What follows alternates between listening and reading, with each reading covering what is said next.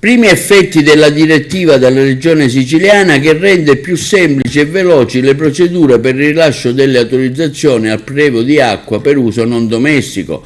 Nell'arco di appena una giornata dalla presentazione dell'istanza, il Dipartimento regionale tecnico, attraverso il Genio Civile di Agrigento, ha autorizzato una società di Cammarata ad attingere in via provvisoria l'acqua pubblica da 3 pozzi per l'irrigazione di terreni adibiti a verde attrezzato.